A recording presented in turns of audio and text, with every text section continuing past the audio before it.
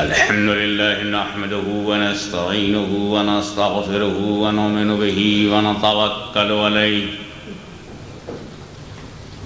ونعوذ بالله من شرور أنفسنا ومن سيئات أعمالنا ومن يهده الله فلا مضل له ومن يضلله فلا هادي له ونشهد أن لا إله إلا الله وحده لا شريك له ونشهد أن سيدنا ومولانا وحبيبنا وشفيعنا وطبيب قلوبنا وشفاء صدورنا غوثنا وغياثنا ومغيثنا ومعيننا وقطبنا وفريدنا ونظامنا وسراجنا وولانا وشرفنا ونور عيننا محمدا عبده ورسوله صلى الله تعالى عليه وعلى آله وصحبه أجمعين أما بعد فأعوذ بالله من الشيطان الرجيم بسم الله الرحمن الرحيم محمد رسول الله صدق الله مولانا العلي العظيم وبلغنا رسوله النبي الكريم ونحن على ذلك لمن الشاهدين والشاكرين والحمد لله رب العالمين بارگاہ رسالت میں درود پاک کا ہدیہ پیش کریں اللہم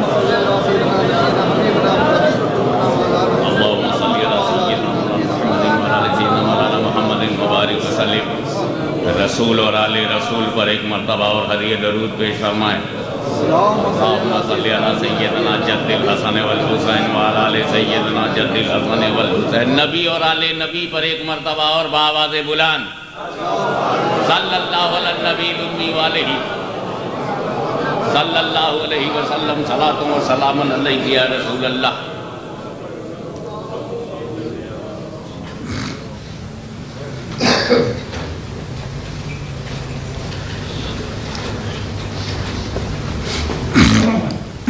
محمد الرسول اللہ محمد صلی اللہ علیہ وسلم اللہ کے رسول ہیں یہ سیدھا سا ترجمہ ہے اس آیے کریمہ کا جس کی تلاوت کا میں نے شرف حاصل کیا ہے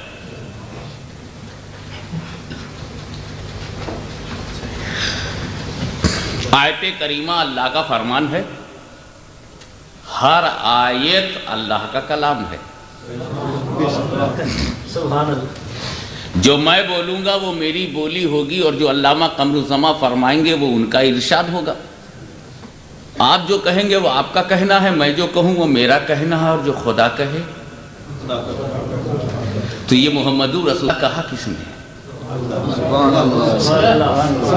اور یہ قرآن میں کہا ہے تو محمد رسول اللہ خدا نے کہا ہے یہ اللہ کا ارشاد ہے اور اللہ کا فرمان ہے لہذا ہیلی فیکس میں کوئی اگر مجھ سے پوچھ لے کہ محمد رسول اللہ کیا ہے تو اس آیت کی روشنی میں یہ کہنے کا ہمارا حق ہے کہ یہ خدا کی آیت ہے خدا کا فرمان ہے خدا کا ارشاد ہے اور خدا نے محمد رسول اللہ کہا ہے تو ایک بندے کو تو اطمینان ہو گیا کہ اللہ نے کیا کہا ہے مگر امتی ہونے کے ناطے دل میں یہ توقع پیدا ہوگی یہ رسول آپ کا کہنا کیا ہے یہ رسول آپ کا فرمان کیا ہے اے رسول آپ کا ارشاد کیا ہے تو پھر وہ دیکھیں گے کہ رسول ایک دو سے نہیں پورے مجمع سے کہہ رہے ہیں یا ایھا الناس قولوا لا الہ الا اللہ تفلحوا اے لوگوں لا الہ الا اللہ کہو فلاح پاؤ گے ہم جب قرآن پڑھتے ہیں تو خدا کہتا ہے محمد رسول اللہ اور جب رسول کو دیکھتے ہیں تو وہ یہ کہتے ہوئے نظر آ رہے ہیں قولوا لا الہ الا اللہ کتنی خوبصورت تقسیم ہے کہ اے محبوب تیرا ذکر میں کروں میرا ذکر تو کرے لا الہ الا اللہ تم کہو محمد رسول اللہ میں کہوں تاکہ جو لا الہ الا اللہ کا دشمن ہو وہ تمہارے کہے کا دشمن ہو اور جو محمد رسول اللہ کا دشمن ہو وہ میرے کہے کا دشمن ہو وہ میرے فرمان کا دشمن ہو وہ میرے ارشاد کا دشمن ہو تو اب جن لوگوں نے لا الہ الا اللہ زیادہ کہا ہے گویا وہ رسول کی سنت پہ عمل کر رہے ہیں اور جو بار بار محمد رسول اللہ کہہ رہے ہیں وہ سنت کبریہ پہ نظر رکھتے ہیں. تو بندہ وہی تو اچھا ہے جو اپنے رب کو سامنے رکھے.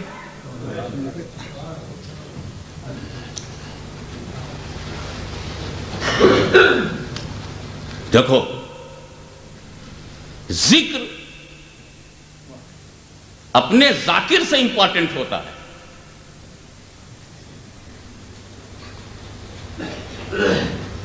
باتیں کوئی اور کہتا ہمارے دل پر اس کا اثر کچھ اور پڑتا.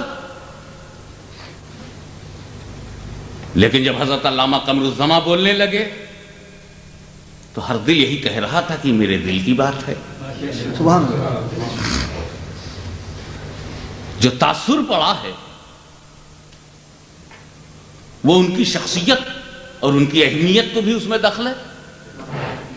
تو بات ہے لیکن اگر اونچی ذات ہو تو یقیناً اونچی بات ہو جاتی. سبحان اللہ سبحان اللہ. رسول کا ذکر کرنے والے ایک ہیں، مٹانے والے اپنی کوشش میں مصروف ہیں. لیکن مٹانے والوں سے پوچھو کہ رسول کا ذکر مٹنے کی کوئی امکانات بھی ہے، پاسبلٹی بھی ہے، یا کوئی امپاسبل گیم کھیل رہے ہو، رزلٹ ہاتھ میں آنے والا نہیں اور اٹیمپٹ پہ اٹیمپٹ کر رہے ہو. کیسے رسول کا ذکر تو ایک دن مٹائی لے جائیں گے. ارے میاں رسول کا ذکر تو مٹے گا ہی نہیں، اس لیے کہ جب تک ذاکر رہے گا ذکر رہے گا. جب تک رسول کا ذکر کرنے والا ہے. اور کہنے لگے مولوی صاحب ایک دن تم بھی ختم ہو جاؤ گے، تب میں نے کہا دوسرے عالم آئیں گے. اور کہا صاحب علماء ہی ختم ہو جائیں، تب میں نے کہا امت رہے گی. اور کہا امت ہی ختم ہو گئی، تب کہا فرشتے تو رہیں گے. اور کہا یار دنیا ہی نہیں رہے گی، بھائی وہ خدا تو ہے. جب اللہ ان کا ذاکر ہے تو جب تک ہر ذاکر نہیں مٹتا ذکر نہیں ختم ہوتا. یہی وجہ ہے کہ جہاں جہاں خدا کا ذکر ہے رسول کا ذکر ہے. آپ دیکھیے کہ اگر میں مہربان ہو جاؤں تو جو میرا جوریڈکشن ہے اس میں آپ کا چرچا ہوگا. اگر پاکستان کا وزیر اعظم آپ پر مہربان ہو جائے تو معلوم ہوا کہ پنجاب سے لے کر کے سرحد تک آپ ہی کا ذکر چل رہا ہے. اگر ہندوستان کا صدر مہربان ہو جائے تو کشمیر سے کنیا کماری تک آپ ہی کا چرچا ہوتا رہے گا. اگر میجر صاحب آپ پر مہربان ہو جائے تو معلوم ہے یونائٹڈ کنگڈم میں آپ ہی آپ ہیں. مطلب جس کا جہاں تک اختیار ہے، جہاں تک اقتدار ہے، جہاں تک حکومت ہے، جہاں تک پاور ہے، جس کو پیار کرتا ہے، جس سے محبت کرتا ہے، گلی گلی سڑک سڑک کوچے کوچے میں نام پھیلا دے گا. تو جب میاں معمولی اقتدار کا یہ عالم ہے تو پروردگار جو اصل اقتدار وہی مقتدر حقیقی ہے، وہی مالک ہے، وہی خالق ہے، وہی قادر ہے. تو کونین پر جس کی حکومت ہو اور رسول کا ذکر جسے محبوب ہو تو جگہ بچے گی کہاں جہاں رسول کا ذکر نہ ہو. زندگی پر اس کی حکومت ہے، بندگی پر اس کا قبضہ ہے، لہذا زندگی میں بھی رسول کا ذکر، بندگی میں بھی رسول کا ذکر. جہاں اللہ کا ذکر ہے وہاں رسول کا ذکر ہے. کلمے میں اللہ کا ذکر ہے تو رسول کا ذکر ہے، اذان میں اللہ کا ذکر ہے تو رسول کا ذکر ہے، نماز میں اللہ کا ذکر ہے تو رسول کا ذکر ہے. رسول کا ذکر کہاں نہیں ہے؟ زمین پہ رسول کا ذکر ہے، آسمان پہ رسول کا ذکر ہے، فرش پر رسول کا ذکر ہے، عرش پہ رسول کا ذکر ہے، مقام رسول کا ذکر ہے، لامقام رسول کا ذکر ہے. یہاں رسول کا ذکر ہے، وہاں رسول کا ذکر ہے، عالم ارواح میں رسول کا ذکر ہے، بزم شہداء میں رسول کا ذکر ہے، نبیوں میں رسول کا ذکر ہے، صدیقوں میں رسول کا ذکر ہے، شہداء میں رسول کا ذکر ہے، صالحین میں رسول کا ذکر ہے، اغواث میں رسول کا ذکر ہے، اقطاب میں رسول کا ذکر ہے، اوتاد میں رسول کا ذکر ہے، رقبہ میں رسول کا ذکر ہے، نقبہ میں رسول کا ذکر ہے، صالحین میں رسول کا ذکر ہے، مجتہدین میں رسول کا ذکر ہے، مومنین میں رسول کا. ارے ابو بکر تو بہت بڑی ذات ہے. ابو بکر، ابو جہل کے گھر میں رسول کا ذکر ہے، ابو جہل کی سازش میں رسول کا ذکر ہے، اس کی کانسپریسی میں رسول کا ذکر ہے، کسی کی محبت میں بھی ان کا ذکر ہے، کسی کی عداوت میں بھی ان کا ذکر ہے، عبادت میں ان کا ذکر ہے، کلمے میں ان کا ذکر ہے، قرآن میں ان کا ذکر ہے، حدیث میں ان کا ذکر ہے، تفسیر میں ان کا ذکر ہے، شریعت میں ان کا ذکر ہے، طریقت میں ان کا ذکر ہے، معرفت میں ان کا ذکر ہے، حقیقت میں ان کا ذکر ہے، مسائل میں ان کا ذکر ہے، فضائل میں ان کا ذکر ہے، فقہ میں ان کا ذکر ہے، بکس میں ان کا ذکر ہے، تقریر میں ان کا ذکر ہے، تنویر میں ان کا ذکر ہے، یہاں بھی ان کا ذکر ہے. پاکستان میں ان کا ذکر، ہندوستان میں ان کا ذکر، افغانستان میں، اور حالات تو یہ جہاں کسی کا ذکر نہیں. یعنی قبرستان میں بھی ان کا ذکر ہے. من ربک کے ساتھ ما دینک ہے, ما دینک کے ساتھ ما کنت تقول فی ھذا الرجل, وہاں بھی رسول کا ذکر ہے.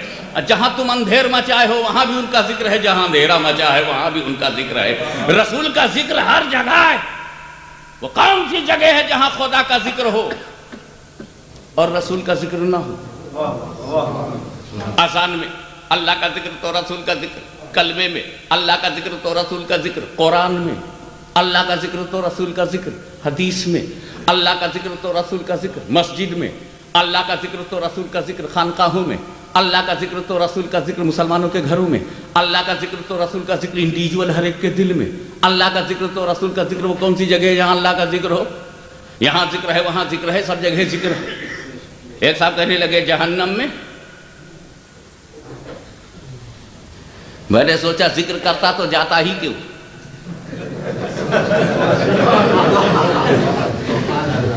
لیکن اگر آپ اجازت دیجئے تو میں سائیکولوجیکل پوائنٹ آف ویو سے اس کو انالیسس کروں. اٹ از پاسبل, ہو سکتا ہے. ارے بھائی جنت میں رسول کا ذکر ہوگا, اس میں کوئی ڈاؤٹ نہیں. اس لیے کہ ہر آدمی خوش ہو کر, مست ہو کر کے خدا کا شکر ادا کر کے, اللہ ویری ویری تھینکس, یہ اللہ بہت بہت تیرا کرم ہے, تیری مہربانی ہے کہ تیرے رسول کو مانا تو یہ جگہ ملی, ان پہ قربان ہوتے رہے تو یہ جگہ ملی, تن من دھن کی بازی لگاتی ہو تو جگہ ملی, رسول کی محبت میں جیتے رہے تو یہ جگہ ملی. مدینہ چاہے دکھائی پڑے نہ دکھائی پڑے, 12 ربیع الاول بھی دکھائی پڑ گیا تو رسول کے لیے میلاد کیا تو یہ جگہ ملی, ان کی فکر میں رہے تو یہ جگہ ملی, رسول کو مانا تو یہ جگہ ملی. اور تیرے محبوب کے لیے اپنوں اور پرایوں سے ٹکراتے رہے. رسول دشمنوں سے کبھی سمجھوتا نہیں کیا. ارے رسول کے دشمن کو امام بنانا تو بڑی بات, ہم نے غلام بنانا بھی پسند نہیں کیا. اپنی نماز کا امام کیا بناتے, اپنے گھر کا غلام بنانا بھی پسند نہیں کیا. رسول کے غداروں سے علیحدہ رہے تو یہ جگہ ملی. اے اللہ تیرا لاکھ لاکھ شکر ہے کہ تیرے رسول سے محبت کیا تو یہ جگہ ملی. ہو سکتا ہے کہ اسی وقت جہنم میں کوئی جہنمی ہاتھ مل کر کے کہ میری میری سوری تو بڑا گڑبڑ ہو گیا, ہم سے کیا بھول ہو گئی, کاش ہم نے رسول کو اپنی طرح نہ سمجھا ہوتا, کاش رسول پاک کے خلاف کوئی کتاب نہ لکھی ہوتی, کاش مردوں کے لیے کوئی زیور نہ تصنیف کیا ہوتا.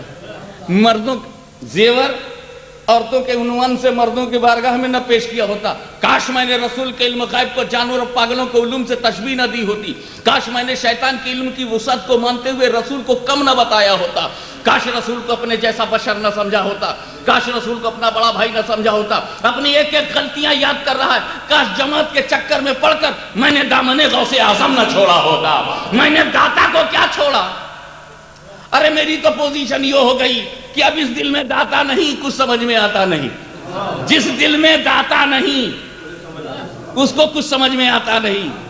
اب وہ پریشانی میں مبتلا ہو کر کے کہہ رہا, کاش میں نے رسول کو مانا ہوتا, کاش اس طرح مانا ہوتا جیسے صدیق نے مانا تھا, کاش اس طرح مانا ہوتا جیسے حسین نے مانا تھا, کاش اس طرح مانا ہوتا جیسے عبد القادر جیلانی نے مانا تھا, کاش اس طرح سے مانا ہوتا جیسے علی حجویری نے مانا تھا, کاش اس طرح سے مانا ہوتا جیسے حسن سنجری نے مانا تھا. آج ہم سے غلطی, کم سے کم ہماری سمجھ میں وہی بات آ جاتی جو امام احمد رضا نے سمجھایا تھا, جو فضل حق خیر آبادی نے سمجھایا تھا, جو مفتی صدر الدین نے سمجھایا تھا. یہ بھی سمجھ میں نہیں آ رہا ہے. اب اتنی بڑی بھول ہو گئی ہے اور وہ چیخ رہا ہے, چلا رہا ہے, جل رہا ہے اور جل جل کے کہہ رہا ہے کاش میں نے رسول کو مانا ہوتا, کاش میں نے رسول کو مانا ہوتا. وہ افسوس کر رہا ہے اور افسوس میں ذکر رسول ہو رہا ہے, وہاں بھی ذکر رسول ہو رہا ہے. مگر میرے دوستو, جنت میں بھی ذکر ہو رہا ہے, جہنم میں بھی ذکر ہو رہا ہے, مگر دونوں ذاکر برابر نہیں ہیں. اس لیے کہ جنت میں جو ذکر ہو رہا ہے وہ الگ ہے اور جو جہنم میں ذکر ہو رہا ہے وہ الگ ہے. جنتی بھی ذکر کر رہا ہے اور جہنمی بھی ذکر کر رہا ہے, مگر دونوں کے ذکر میں فرق ہے.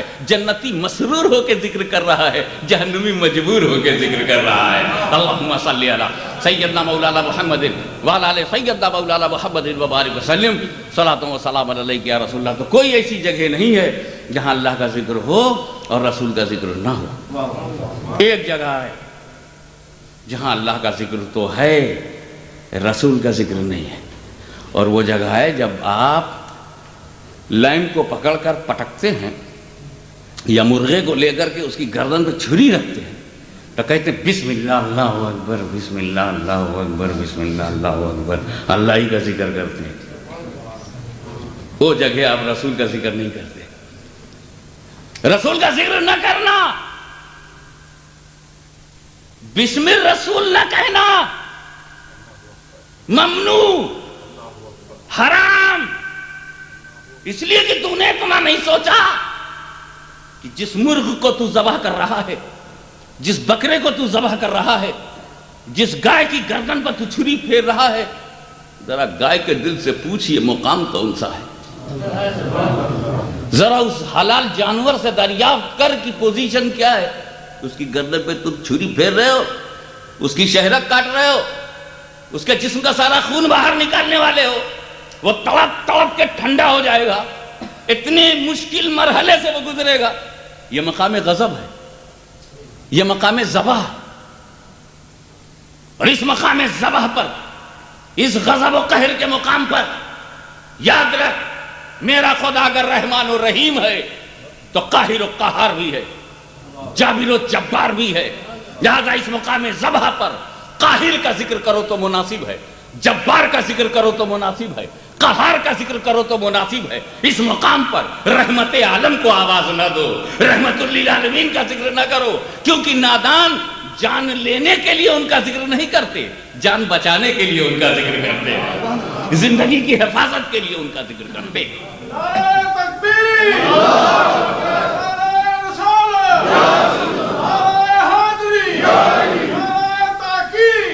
آپ شاہ صاحب ادھر آ جائیے، سبھی لوگ آگے آ جائیے، مولانا امان اللہ صاحب آگے آ جائیے، جگہ خالی ہے. اللہم صلی علی سیدنا مولانا محمد وعلی آل سیدنا مولانا محمد وبارک وسلم صلاۃ و سلام علیک یا رسول اللہ. تو حضور صلی اللہ تعالیٰ علیہ وسلم کا چرچا ہر جگہ ہے. اب اس میں امپورٹنٹ چیز جو ہے وہ ایک ہے لفظ رسول کو سمجھنا. رسول کہتے ہیں بھیجا ہوا، اور بھیجنے کے لیے 3 بات ضروری ہے. اگر 3 میں سے ایک بھی کم ہو جائے تو بھیجا ہی نہیں جا سکتا. نمبر 1 بھیجنے والا. اگر بھیجنے والا نہیں تو کون بھیجے گا؟ ایک آنے والا. کوئی آنے والا نہیں تو کیا بھیجو گے؟ تیسرا پانے والا. کوئی پانے والا نہیں تو کہاں بھیجو گے؟ جب رسول میسنجر ہے اور وہ بھیجا گیا ہے تو بھیجنا پایا گیا، اور جب ارسال ہوا ہے تو تینوں ہونا ضروری ہے. تم ایک پوسٹ کارڈ بھیج کے دیکھو، اسلام آباد کے پتے پر پوسٹ کارڈ بھیجو تو بھیجنے والے آپ ہوئے، جانے والا پوسٹ کارڈ ہوا اور پانے والا اسلام آباد ہوا. اگر ایڈریس نہ لکھو تو کہاں جائے گا؟ اور پوسٹ کارڈ ہی نہ ہو تو کون جائے گا؟ اور آپ نہ ہو تو بھیجے گا کون؟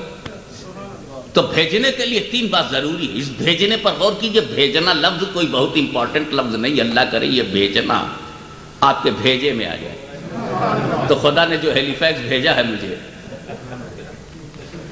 وہ کام آ جائے. تو ایک تو چاہیے بھیجنے والا، دوسرا ہونا چاہیے آنے والا. اگر بھیجنے والا نہیں ہے تو who will send، آنے والا نہیں تو who will come، اور اگر کوئی پانے والا نہیں تو کدھر؟ جب رسول بھیجے ہوئے ہیں تو بھیجنے والا بھی چاہیے. تینوں ذات ہونا، اور تینوں ذات ہے. بھیجنے والا اللہ، آنے والے رسول اللہ، اور بندوں کی طرف اللہ نے رسول کو بندوں کی طرف بھیجا. دوسرے لفظوں میں یوں بھی کہہ سکتے ہو، خدائے بزرگ و برتر نے نیچے والوں کی اصلاح کے لیے، پراپر گائیڈنس کے لیے ایک بیچ والا بھیجا. اے رسول تم بیچ میں کیوں؟ خدا بندے کے درمیان کڑی کیوں؟ کیا ملا جو بیچ میں ہوتا ہے ایٹ دی سیم ٹائم اس کا تعلق اوپر بھی ہوتا ہے اور نیچے بھی ہوتا ہے. اے رسول آپ کو درمیان میں اسی لیے رکھا گیا کہ ایک ہی وقت میں آپ کا تعلق خدا سے بھی ہے اور بندوں سے بھی. خدا سے لو، بندوں کو دو. خدا سے سیکھو، بندوں کو سکھاؤ. خدا سے قرآن لو. اے رسول تم کو جو چاہیے خدا سے لو. نماز چاہیے خدا سے لو، شریعت چاہیے خدا سے لو، ضابطہ چاہیے خدا سے لو، دستور چاہیے خدا سے لو، کانسٹیٹیوشن چاہیے خدا سے لو، شریعت چاہیے خدا سے لو، طریقت چاہیے خدا سے لو، آیات چاہیے خدا سے لو، قانون چاہیے خدا سے لو، دستور چاہیے خدا سے لو، ضابطہ چاہیے خدا سے لو، کانسٹیٹیوشن آف اسلام چاہیے خدا سے لو. اے رسول تمہیں جو چاہیے وہ مجھ سے لیتے رہو، اور میرے بندو تمہیں جو چاہیے وہ میرے رسول سے لیتے رہو. قرآن رسول سے لینا، نماز رسول سے لینا، حج رسول سے لینا، زکوٰۃ رسول سے لینا، شریعت رسول سے لینا. اے رسول میں تمہیں دوں گا تاکہ بندے ڈائریکٹ مجھ سے نہ کچھ لیں. نہ قرآن ڈائریکٹ ملے، نہ نماز انہیں ڈائریکٹ ملے، نہ شریعت ڈائریکٹ ملے. میں سوچتا ہوں کہ جب ڈائریکٹ شریعت نہیں ملتی تو ڈائریکٹ مشیت کیسے ملے گی؟ رسول کے وسیلے سے. ہاں جو بیچ میں ہوتا ہے اس میں ایک شان اور ہوتی ہے. میں مختصر سے تیزی سے لے چلوں گا آپ کو. جو بیچ میں ہوتا ہے نہ اوپر کے برابر ہوتا ہے نہ نیچے کے برابر ہوتا ہے. جیسے ایک لڑکا سیکنڈ ڈویژن پاس ہو جائے تو کہے گا کہ I stood second division in my examination. آپ آسانی سے سمجھ جائیں گے کہ یہ فرسٹ ڈویژن کے برابر نہیں ہے، کیونکہ سیکنڈ ڈویژن بیچ کا ڈویژن ہے، نہ فرسٹ کلاس کے برابر ہے نہ تھرڈ کلاس کے برابر. جو بیچ میں ہوتا ہے نہ اوپر کے برابر ہوتا ہے نہ نیچے کے. تو خدا اور رسول کے درمیان کی کڑی ہے. اس کا مطلب یہ ہے کہ نہ خدا کے برابر ہے نہ بندوں کے برابر ہے. تو جو خدا کے برابر کرے وہ غالی ہے اور جو بندوں کے برابر کرے وہ باغی ہے. یہ تو ہمارا مقدر ہے، نہ غالیوں میں ہے نہ باغیوں میں ہے.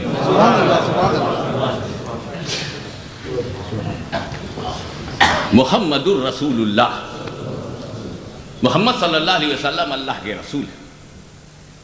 ایک بات اور اچھی طرح سمجھ لیجیے، بیچ کی کڑی ہے.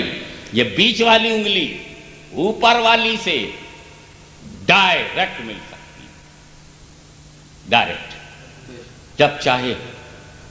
لیکن نیچے والی انگلی اوپر والی سے ملنا چاہے تو جب تک بیچ والی سے نہ مل جائے، اوپر والی سے مل نہیں سکتی.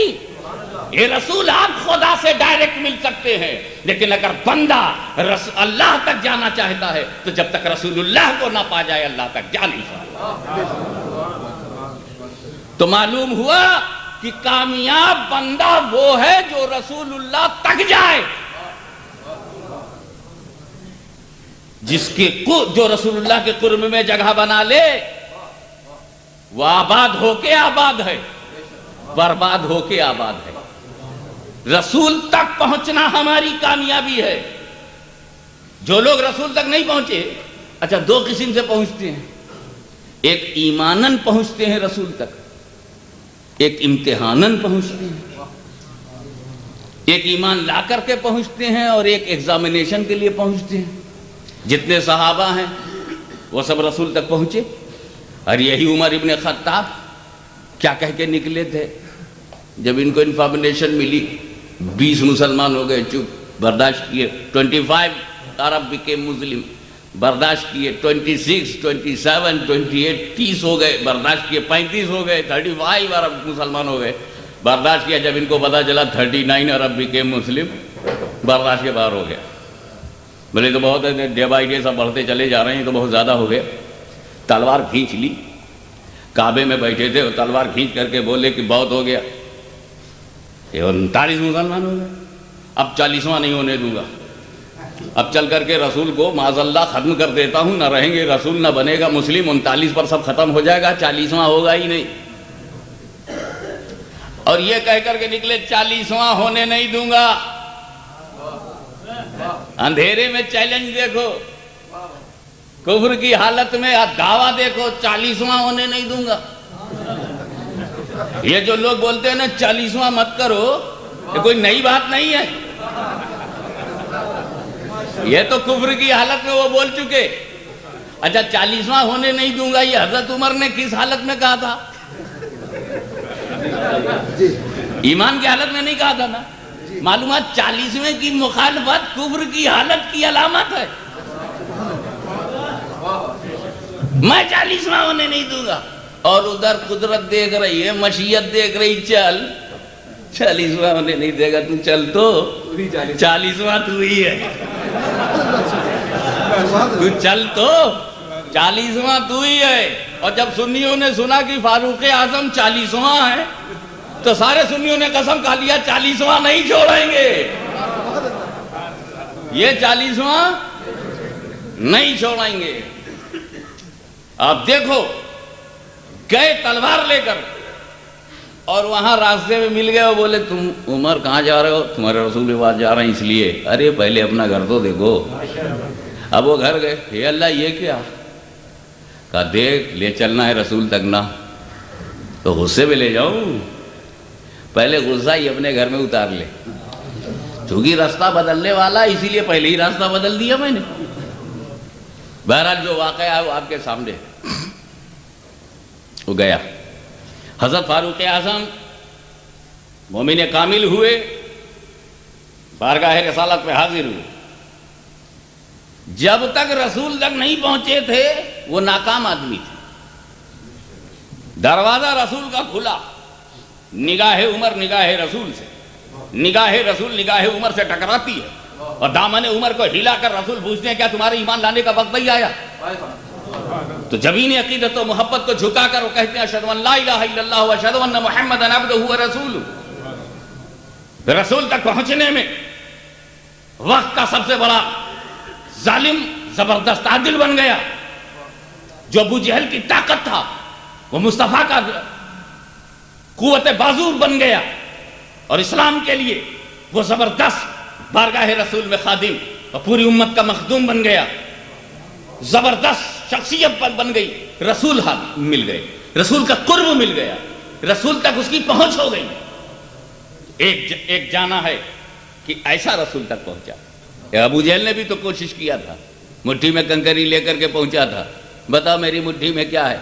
رسول نے کہا جو تیری مٹھی میں ہے وہ بتا دے میں کون ہوں۔ تب بڑا کلیٹ ہوا کہ معاملہ تو وہ تو جانتا ہی تھا میں کنکری لایا ہوں، یہ کنکری تو بولے گی نہیں۔ اب رسول کہہ رہے ہیں کہ یہ جو تیرے ہاتھ میں ہے وہ بتا دے میں کون ہوں، تب میرے بارے میں وہ بولے۔ بڑا خوش ہوا کہ یہ بے جان کیا بولے، بڑا بھروسہ تھا کہ بے جان کیا بولے، لیکن وہ بے جان کنکریاں بول پڑی۔ جب گھبرایا تو رسول کی طرف پھینکا اور بھاگ گیا۔ ایک جانا یہ بھی ہے، گئے پیٹھ دکھا کے چلے آئے، تو ابو جہل نے سب سے پہلے رسول کو پیٹھ دکھایا، گیا رسول کے پاس، پیٹھ دکھایا چلا آیا۔ آج چلے جاؤ گنبد خضرا کے پاس، کتنے لوگ پیٹھ دکھائے کھڑے آئے۔ میں نے پوچھا یہ تم نے کہاں سے سیکھا؟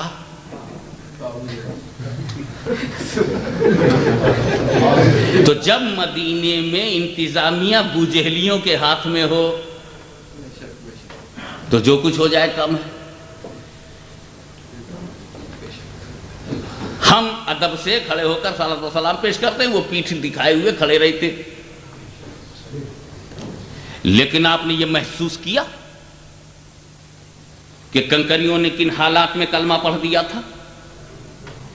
یقیناً ابو جہل ایک ناکامیاب بشر نکلا، ایک ناکامیاب انسان نکلا، مگر اس کی مٹھی میں جو کنکریاں تھیں انہوں نے پوری دلچسپی سے پورے یقین کے ساتھ رسول کا کلمہ پڑھ دیا۔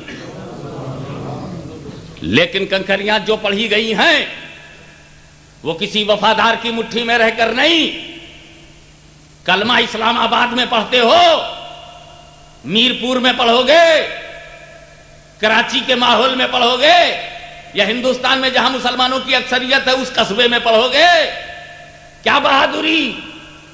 کنکریوں سے درس لو کہ جب کنکریوں نے کلمہ پڑھا تھا تو کسی مسلمان کی مٹھی میں نہیں تھی، کسی سرپرست کی مٹھی میں نہیں تھی، کسی حامی کی مٹھی میں نہیں تھی، کسی متفق کی مٹھی میں نہیں تھی، کسی وفادار کی مٹھی میں نہیں تھی۔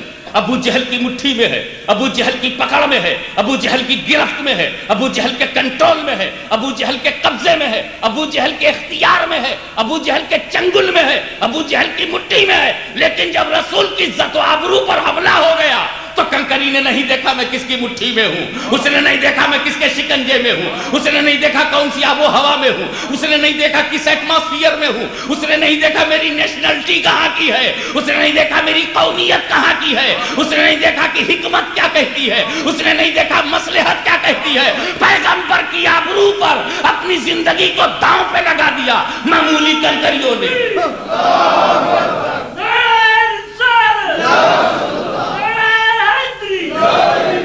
اسی طرح آج ہم برطانیہ کے اس عظیم الشان جلسے میں آج ہم خدا کو حاضر و ناظر جان کر، پیغمبر کو چشم دید گواہ بنا کر، قادریہ، چشتیہ، سہروردیہ، نقشبندیہ کے سلسلوں کے اولیاء اللہ کو اپنا حامی و مددگار مان کر آج ہم قسم کھاتے ہیں کہ اگر ہماری رگوں میں کسی مومن عورت کا دودھ ہے، اگر ہمارے جسم میں کسی مومن مرد کا خون ہے، اگر ہماری خون کی روانی میں غوث الاعظم کی محبت ہے، غریب نواز کا پیار ہے، داتا گنج بخش کی الفت ہے، تو آج ہم قسم کھاتے ہیں کہ اگر برطانیہ نہیں، دنیا کے کسی حصے میں، کسی بھی ملک کے کسی بھی علاقے میں اگر رسول کی عزت و آبرو پر حملہ ہوا، رسول کی پریسٹیج کو چیلنج کیا گیا، تو ہم بھی نہیں دیکھیں گے ہم کس کی مٹھی میں ہیں، ہم بھی نہیں دیکھیں گے ہم کس کے کنٹرول میں ہیں، یہ ہم بھی نہیں دیکھیں گے کہ کس کے قبضے میں ہے۔ اس لیے کہ جو رزلٹ ہم اس لیے نہیں دیکھیں گے کیونکہ ہم نے دیکھا ہے کہ جب فاطمہ کا لال کربلا کی دھرتی پر آتا ہے،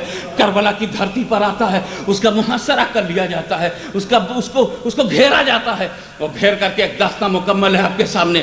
لیکن ابھی جس طرف علامہ قمر الزمان صاحب نے آپ کو ہدایت دی ہے، جہاں آپ کو ہوشیار کیا ہے، جہاں آپ کو بیدار کیا ہے، میں پوچھنا چاہتا ہوں کہ ان لوگوں نے کیا سمجھا ہے؟ ان کے سامنے یاد رکھنا، ہم یہ نہیں دیکھتے کہ ہم کہاں ہیں، ہم یہ نہیں دیکھتے کہ ہم کتنے ہیں، اور یہ بھی نہیں دیکھتے کس کی اجازت سے آئے ہیں۔ توجہ چاہوں گا، ہم یہ بھی نہیں دیکھتے کہ کس نے ہمیں پرمٹ کیا ہے آنے کو، اس لیے کہ کنکری نے نہیں دیکھا کہ کس نے چنا ہے، کنکری نے نہیں دیکھا کہ کس نے سلیکٹ کیا، کنکری نے نہیں دیکھا میں کہاں ہوں، کنکری نے نہیں دیکھا پاور کس کا ہے۔ تو برطانیہ والوں کان کھول کر کے سن لو، ہم بھی نہیں دیکھیں گے کہ ہمیں رہنے کا حق دیا کس نے ہے، ہم یہ بھی نہیں دیکھیں گے ہمیں لایا کون ہے، ہم یہ بھی نہیں دیکھیں گے کہ ماحول کیسا ہے، اور ہم یہ بھی نہیں دیکھیں گے گورنمنٹ کس کی ہے، ارے یہ بھی پرواہ نہیں کریں گے قبضہ کس کا ہے، اس لیے کہ ہمارے ہاں مرنے کا نام شکست نہیں ہے، ہمارے ہاں مرنے کا نام شکست نہیں ہے، ہمارے ہاں مرنے کا نام شکست نہیں ہے، کیونکہ بدر میں موت نے زندگی کا روپ دکھا دیا ہے، احد نے شہیدوں کی صورت میں زندگی بانٹ دیا ہے، اگر کربلا میں حسین کو مارا نہیں جا سکا ہے تو پھر آج کوئی باطل طاقت نہیں جو حسینیوں کو مار لے، جو بغدادیوں کو مار لے۔ گردن کا کٹنا اور ہے، شکست کھانا اور ہے۔ اسی لیے میں کہتا ہوں تم نے اسلام کو سمجھا نہیں ہے۔ گیم کے اندر ہار جیت ہوتی ہے، اسپورٹس میں ہار جیت ہوتی ہے، پڑھائی لکھائی میں ہار جیت ہوتی ہے، اسپورٹس میں ہار جیت ہوتی ہے، پولیٹکس میں ہار جیت ہوتی ہے۔ یہ سلیکٹ کر لیا گیا تو یہ سینٹ کا ممبر ہو گیا، نہیں سلیکٹ ہوا تو وہ فٹ پاتھ پر آ گیا، یہ ایم ایل اے ہو گیا، یہ ممبر آف لیجسلیچر اسمبلی میں آ گیا، یا اس میں کونسل میں آ گیا۔ تو پولیٹکس میں، الیکشن میں، زندگی میں، بزنس میں، اٹھنے بیٹھنے میں ہار جیت ہے، لیکن اسلام نے ہار جیت کے اس سارے فلسفے کو نوچ کے پھینک دیا اور کہا سن، جو مجھے پا جائے، جو میرے قرب میں آ جائے، جو توحید کا جام پی لے، جو رسول کی محبت میں سرشار ہو جائے، شکست اس کی تقدیر سے نکال دیتے ہیں، ہار اس کی کتاب زندگی سے ہار کو مٹا دیا جاتا ہے۔ اسلام نے بس یہی کہا ہے، ارے تم لڑ گئے رسول کے لیے، تم لڑ گئے خدا کے لیے، ہوا کیا؟ بچے؟ میں نے کہا ہاں بچ گیا، کہا غازی ہو، کہا کٹ گئے، میں نے کہا وہ تو کٹ گیا، کہا شہید ہے۔ نہ یہ ہارا ہے نہ وہ ہارا ہے۔ ہمارے ہاں یا تو غازی کہتے ہیں یا شہید کہتے ہیں، اور خدا کی قسم تاریخ اسلام میں نہ غازی شکست خوردہ ہے نہ شہید شکست خوردہ ہے، اس لیے کہ شہادت تو وہ لذت ہے کہ بار بار شہید سے پوچھو گے تو بار بار شہادت کی دعا کرے گا، اس میں وہ عظمت ہے کہ بار بار وہ شہید ہونا چاہے گا۔ اور ہار اسے کہتے ہیں جو دوبارہ ہم نہ چاہیں، ہار اسے کہتے ہیں جسے ہم نہ چاہیں اور جس کے لیے ہم تڑپائیں، وہ مدعا ہے، ہار نہیں ہے۔ میں کہتا ہوں ہارا وہ ہے جو شہید نہیں ہوا اور مارا گیا، ہار وہ گیا جو قتل تو ہوا مگر شہید نہیں ہے، مگر غازی نہیں ہے۔ تم کتنے ہی بے ضمیر ہو جاؤ، تم کتنے ہی اندھیرے میں چلے جاؤ، تمہاری ہمت نہیں ہے کہ تم اعلان کر دو کہ امریکی غازی ہیں، یا جو مار دیے گئے ہیں خفجی میں، یا مار دیے گئے ہیں بے شمار جسی آج تک چھپائے بیٹھے ہیں، تم انہیں شہید نہیں کہہ سکتے. ان سور خوروں کو، ان شرابیوں کو، ان تسلیس کے گھروندے میں بسے ہوئے لوگوں کو، یہ تسلیس کے متوالوں کو کیا تم غازی کہہ سکتے ہو؟ کیا تم شہید کہہ سکتے ہو؟ کیا یہودی غازی ہوتا ہے؟ کیا نصرانی شہید ہوتا ہے؟ کیا یہ گورے شہید ہوتے ہیں؟ کیا یہ بش کی قوم شہید ہو سکتی ہے؟ کیا یہ میجر کی ناجائز اولادیں شہید ہو سکتی ہے؟ کیا یہ ویتران کی اولادیں شہید ہو سکتی ہے؟ کیا یہ اسرائیل کے ناجائز بچے یہ سب شہید ہو سکتے ہیں؟ معلوم ہوا جہاں شہادت نہیں، جہاں غزوہ نہیں، جہاں کوئی غازی نہیں ہوتا، جہاں کوئی شہید نہیں ہوتا، وہی بدقسمت گروہ ہے، وہی بدقسمت گروہ ہے. رہا بغداد کا اجڑ جانا، رہا بغداد پر بمباری کرنا، بغداد کو تباہ برباد کرنا. میں نے بھی دل میں سوال آیا تھا، یا غوث اعظم آپ یہاں لیٹے ہوئے ہیں، آپ کے گھر میں چور آ جائے تو آپ اسے ولی بنا کے لوٹا دیتے ہیں، آپ کے گھر میں کوئی ڈاکو آ جائے تو اسے ابدال بنا کر کے لوٹا دیتے ہیں. آج آپ بغداد میں لیٹے ہوئے ہیں، بابو شیخ آواز دے رہا ہے، تیری گلی کے ذرے ذرے آواز دے رہے ہیں. عبد القادر جیلانی تم نے آنکھیں بند کر لی ہے کیا؟ تم آج امت کا درد مٹ گیا ہے کیا؟ تو غوث اعظم کی طرف سے، ان کے گنبد کی طرف سے آواز آئے گی، تو نے سمجھا نہیں ہے. بول، اسلام آگے کب بڑھا ہے؟ اسلام آگے اس وقت بڑھا ہے جب عرب کے پیٹ پر پتھر بندھا ہوا تھا، جب اس کے دل میں عشق رسول تھا، جب اس کے سر میں خدا کی محبت کا سودا تھا، جب اس کے سامنے بھوک تھی، پیاس، غریبی تھی، مفلسی تھی. میں چاہتا ہوں کہ بغداد کو اتنا اجاڑ دیا جائے کہ کرنے اول یاد آوے، اور جو یہاں سے مرد ابھرے وہ پیٹ پر پتھر باندھ کر کے ابھرے، پتھر پیٹ پر باندھ کر کے. اللہ اکبر، اللہ اکبر. ایک ایک بشر وہاں پر ہمالیہ بن کر کے اٹھے، ایک ایک بشر وہاں پر پہاڑ بن کر کے اٹھے. یہ پہاڑ اٹھے گا، یہ طوفان آئے گا، اس لیے کہ تم نے کسی بیوہ کی زمین پر حملہ نہیں کیا ہے، رحمت للعالمین کے نور نظر پر حملہ کیا ہے، غوث اعظم کے در پر حملہ کیا ہے. غوث اعظم کی چوکھٹ کا ذرہ ذرہ بش تجھے سکون سے جینے نہیں دے گا. تو چاہے ڈرامہ کرنا پڑے، چاہے تجھے ناٹک ہی کرنا پڑے، آج تو ہاسپٹل ڈرامائی انداز میں جا رہا ہے، کل تجھے واقعی جانا پڑے گا. آج تو تیرا دل بیٹھ رہا ہے، کل پورا واشنگٹن بیٹھ جائے گا. اس لیے میں کہہ رہا ہوں کہ تم نے بغداد کا مزاج نہیں سمجھا ہے. تاتاریوں نے اجاڑا تھا تو بس گیا تھا، عباسیوں کے زمانے میں اجڑا تھا تو بس گیا تھا. ایسے ہی دلی اور لاہور کا بھی مزاج رہا ہے، وہ اجڑتا رہا، بستا رہا. نادر شاہ آیا، لوٹ لیا، پھر بس گیا. کوئی اور آیا، لوٹ لیا، پھر بس گیا. کوئی اور آیا، لوٹ لیا، پھر بس گیا. تم نے بغداد کا مزاج سمجھا نہیں ہے. بغداد کو لوٹا تو جا سکتا ہے مگر بسنے سے روکا نہیں جا سکتا ہے. اس لیے کہ اگر لوٹنے والے امریکی ہیں تو بسانے والے غوث اعظم ہیں، بسانے والے حضرت علی ہیں، بسانے والے امام حسین ہیں، بسانے والے عباس علم بردار ہیں، بسانے والے موسیٰ قاسم ہیں. ارے ہم حنفیوں کے امام اعظم ہیں، وہیں پر امام اعظم ہیں، وہیں پر امام غزالی ہیں، تو وہیں پر جنید بغدادی ہیں، وہیں پر ابو بکر شبلی ہیں. جتنے بھی بزرگان دین کیا یہ سب بسانے والے ہیں.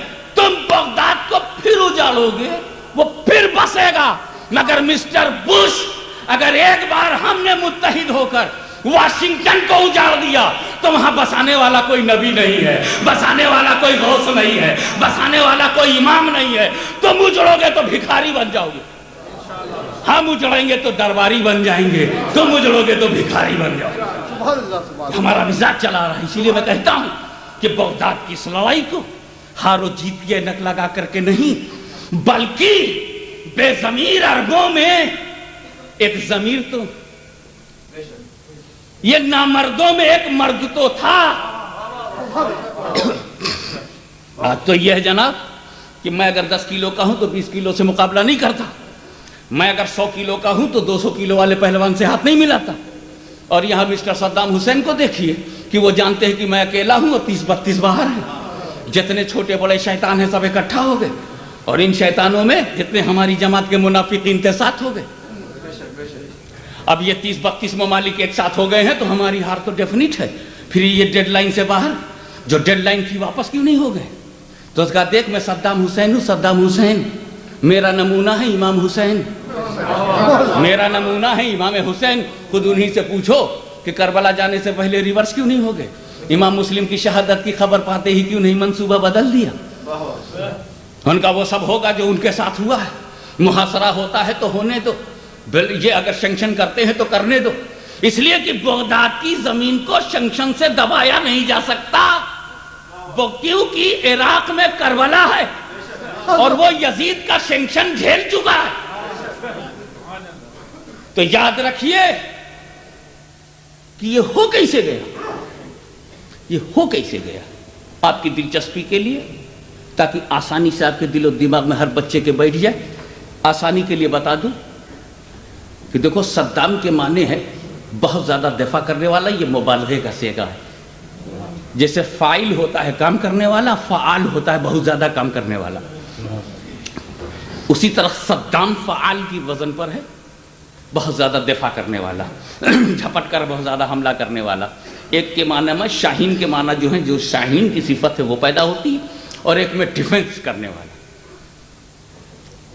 اور بش کے معنی تو آپ مجھ سے بہتر جانتے ہیں،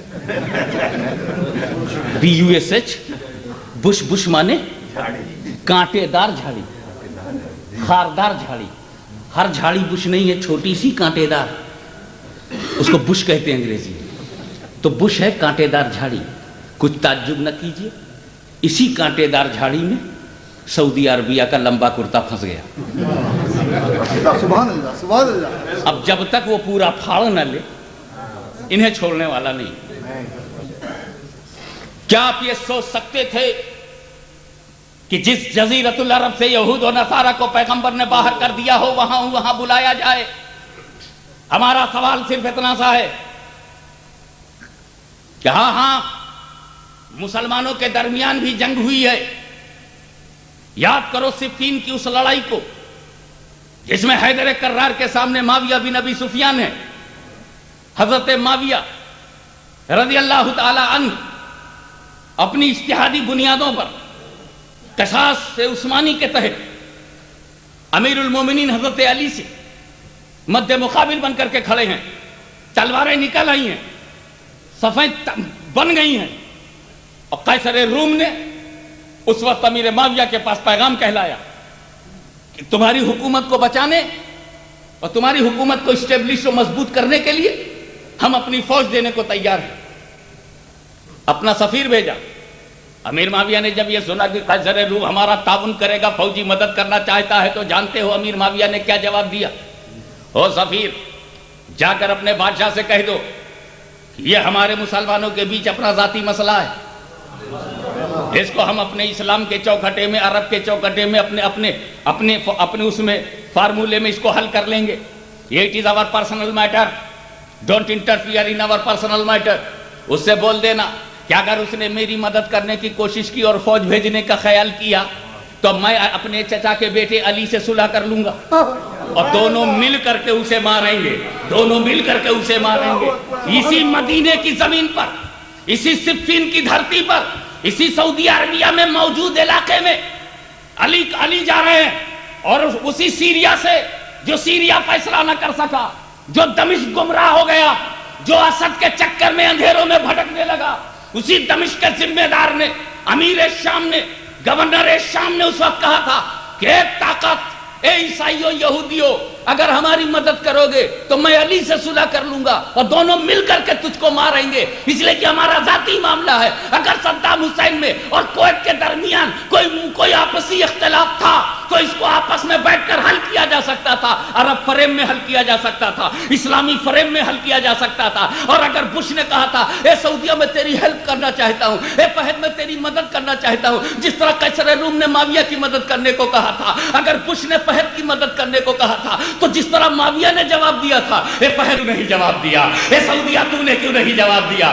اے مدینے کا حق دعویٰ کرنے والے تو نے کیوں نہیں جواب دیا، تو نے کیوں نہیں کہہ دیا کہ صدام سے ہمارا یہ اپنا معاملہ ہے، ہم اسے اپنے چوکھٹے میں حل کر لیں گے، اسے اسلامی فریم میں حل کر لیں گے، آپس میں بھائی بھائی ہیں، ہم بیٹھ کر کے حل کر لیں گے۔ مگر اگر تم نے ہمیں فوج بھیجی، اے برطانیہ والوں اگر تو نے فوج بھیجیا، اے امریکہ والوں تم نے اگر فوج بھیجا، تو میں صدام حسین سے صلح کر لوں گا اور دونوں مل کر کے تمہیں ماریں گے۔ یہ جواب کیوں نہیں دیا؟ اور اگر یہ جواب نہیں دینا ہے تو کرسی چھوڑ کر کے تم خودکشی کر لو، چلو پر پانی میں ڈوب کے مر جاؤ، ورنہ وہ دن دور نہیں جب ہم حج کرنے بھی آویں گے اور تم سے کرسی چھیننے بھی آویں گے، تمہارا اقتدار لینے بھی آویں گے۔ ہمارا حج صرف کعبے کا چکر لگا کے نہیں رہ جائے گا، بلکہ ہم رسول کے غداروں کو چن چن کر کے ماریں گے، اور اس لیے ماریں گے تاکہ دنیا کو علی کی یاد آ جائے، دنیا کو صحابہ کی یاد آ جائے، دنیا کو رسول کے وفاداروں کی یاد آ جائے۔ اگر ہم تجھے جھیلنا جانتے ہیں، مگر تو نے جو کیا ہے، تو نے اپنے گلے میں کراس پہن لیا تھا، ہم اس لیے ہمارا سر جھک گیا۔ مسٹر فہد، تم نے کراس پہنا ہے، جارج کراس پہنا ہے، تم نے کراس پہن لیا۔ ہاں، ایک کراس تیری ہمت کیسے پڑی کہ پہن کے گلا میں چلا جا؟ تو کراس نے کہا جس دل میں محمد نہیں ہوتے ہم وہاں آسانی سے چلے جاتے ہیں، جس دل میں پیغمبر کی محبت نہیں ہوتی، جس دل میں مصطفی انقلاب کا احساس نہیں ہوتا۔ یہ انقلاب دیواروں میں لکھنے کے لیے نہیں ہے، یہ انقلاب کپڑوں پر لکھنے کے لیے نہیں ہے، یہ انقلاب صرف وال کے اوپر لکھنے کے لیے نہیں ہے، یہ پیپر وال پر ہم نہیں لکھیں گے۔ اگر سنی تم ایک ہو جاؤ تو یہ انقلاب تم کو ہم دہران کی دھرتی پر دکھائیں گے، یہ انقلاب ہم تم کو ریاض کی زمین پر دکھائیں گے، یہ انقلاب ہم تم کو گنبد خضرا کے نیچے رسول اللہ کی دعاؤں کے ساتھ دکھائیں گے، شہیدوں کے لہو کے ساتھ دکھائیں گے۔ اس لیے کہ بھارت کی دھرتی پر اگر بابری مسجد کو بچانے کے لیے کروڑوں مسلمان اپنی زندگی دے سکتا ہے، تو مکہ مدینہ کی آبرو بچانے کے لیے دنیا کا ہر مسلمان اپنے لہو کا آبشار جاری کر سکتا ہے، اپنے لہو کا دریا بہا سکتا ہے۔ اس لیے کہ ہم جانتے ہیں کہ جو رسول پہ مرتا ہے، جو رسول کے لیے مرتا ہے، وہ مرتا ہی نہیں، کیونکہ ہمارا رسول وہ رسول نہیں ہے جو رسول تھا، ہمارا رسول وہ رسول نہیں ہے جو رسول تھا، بلکہ ہمارا رسول ایسا رسول ہے جو اللہ کا رسول ہے، محمد۔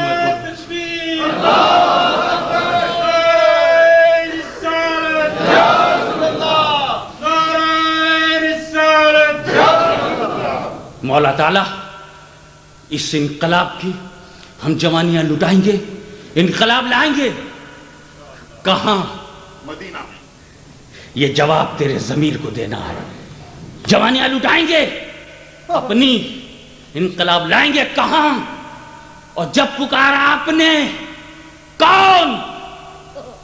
کسی نے پکارا؟ سر بکف آئیں گے کہاں؟ وہی جس کے بارے میں قرآن کہہ رہا ہے محمد الرسول اللہ، محمد صلی اللہ علیہ وسلم اللہ کے رسول ہیں۔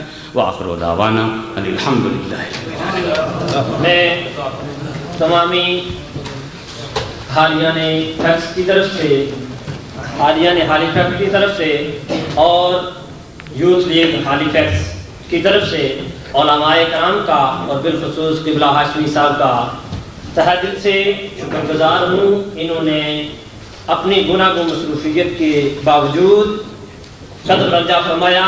اللہ تعالیٰ ان کے بیان پہ ہم سب کو عمل کرنے کی توفیق عطا فرمائے۔